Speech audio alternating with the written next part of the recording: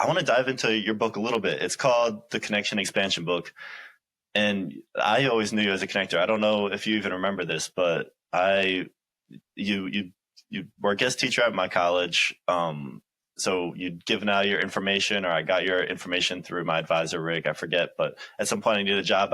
I sent you an email, and you met with me. We got coffee, and the next week I had like 3 interviews with people you set me up with. So I really appreciated that. And I mean, I can attest you're really talented as a connector. So what led to you writing this book? Why did you choose now's the time to write the book? And then after that, let's get into what the book is, what you preach in the book.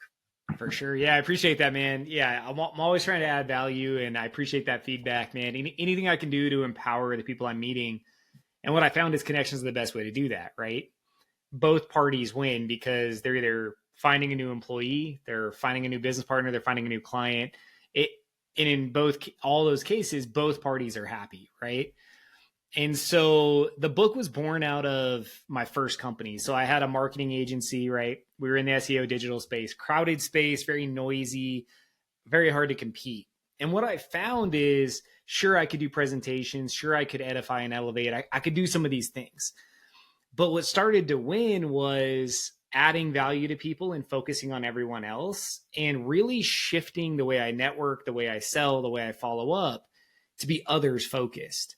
And by being others focused, it started to unlock these really crazy opportunities. And I started to find myself in better rooms with no competition, speaking at events with no competition, being at trade shows with no competition, being referred to organizations in areas with no competition. And all of a sudden, like, I'm looking around going, like, how did I end up in these rooms? And then the last decade has been perfecting that, right? So what are the scripts for networking? What's the follow-up process? How do we control the process? How do we add value? How do we get follow-ups? And the result of all of it is getting an influx of inbound connections, so you don't have to cold call, and it will outpace all of your other marketing and sales efforts. And so that's what the system does. And, I work with $1 Million Author and do my consulting. And with $1 Million Author, I had worked with 60 clients last year, 60 plus, right? And I kept watching them like crush it with their book and get clarity through their process and all this stuff. And finally I'm like, dang, like I got to do it. I've got to double down and do the thing that all these people are doing. And so I committed, and 45 days later, the book was published. That was in October, I think, of last year. And it's just been a whirlwind since, man. It's opened up so many great conversations, including this one, right? Where you were sitting there going, man, you've been active on social. Like, we got to sync up. I love that. And so that's really what inspired me. And then I kind of planted a flag in the ground 3 years ago to help facilitate 1 million connections. And in order to do that, I've got to get the book and the strategy into the world, because I have to empower more people to come along that journey with me. Because I can only do a couple thousand connections a year myself, right? So I need others to surround that mission and push it to be real. I love that. And I want to jump back into that. That's kind of, I would say, the next level, the next lever in your growth. But something you just said stuck out to me, being others focused. I want to dive into that. This is the Quality Values podcast. So the core question is, what are your values in the context of your story? So I'm just kind of filling in context as I go here. And when I sense the values coming in, I like to dig in deeper. So what does that look like? You mentioned that, but can you give me like some examples of stories where you being others focused helped facilitate connections, help make an impact, and kind of help drive things forward for you and for others? Yeah, for sure. And let's talk about, so there's 5 core principles in the book, and I think this will give you, this is super aligned with your podcast. One of them is always add value. That's the first one, right? And it's the most critical. We'll talk about it. But we've got control what you can control, never make assumption about relationships. There's value in every relationship, and you got to train by doing. Those are the 5 core principles. Those are all built on real key foundational elements of the system. The always add value comes from this. If we think about sales, networking, business development, so often we're focused on things we can't control, right? Metrics that are outside of our reach.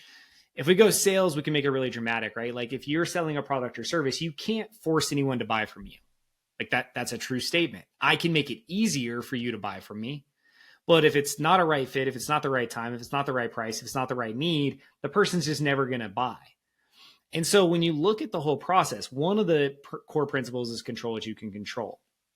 And as I started dissecting networking and how you get people to book meetings, right? So if you go to a networking event, the goal is to have them give you your contact info. From the contact info, the goal is to book a meeting. From the meeting, the goal is to nurture the relationship to generate some sort of value, right? That's what we want. So often people go to networking meetings and they're pushing business cards or they're positioning to sell. And if that's what everyone else is doing, I like to be the contrarian, right? I want to be the one looking at that going like, well, one, it doesn't feel right. Like I don't like getting into a conversation and having a realtor tell me that they can help me when they haven't even gotten to know me and don't know I already own real estate, right? So that's weird. Or the B2B person who's trying to tell me how amazing they are. And you're like, well, you don't know what I own or what I do, right?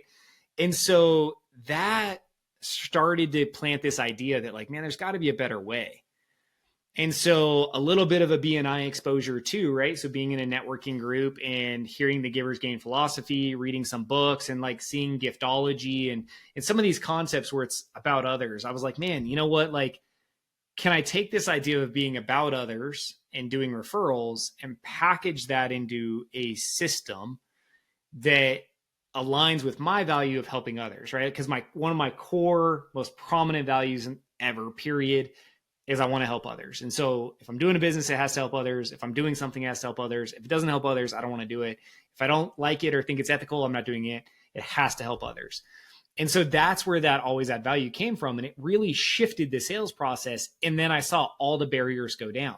I had more conversations at networking events. I booked infinitely more meetings. I was getting connections right after meetings from people. My network's building itself. I'm getting connected to people that are so top tier, like they won't even take meetings with most people. And somehow they're like asking to get on my calendar because I'm all about the other person. And I'm never looking for this sale. I will let the sale happen, but I'm never forcing it, right? And so this mission is great because now I can prove it. Like I have a decade of experience. I have case studies with the Cat Cafe and how we launched it so quick and so affordable with a great network. I have countless stories of people who like will reply to me and be like, hey, like what's the catch? Because my email script is so much about the other person. They're like, well okay, so yes, but no, there's no but. Like, let's get together. Let me get to know you. Let me make connections just like you experienced. And if you never provide value back to me, I don't care. Because I know statistically, if I do enough good, I will get a return, right? And what I can control is the doing good part. The universe will deliver the return, right? But I've got to do my part.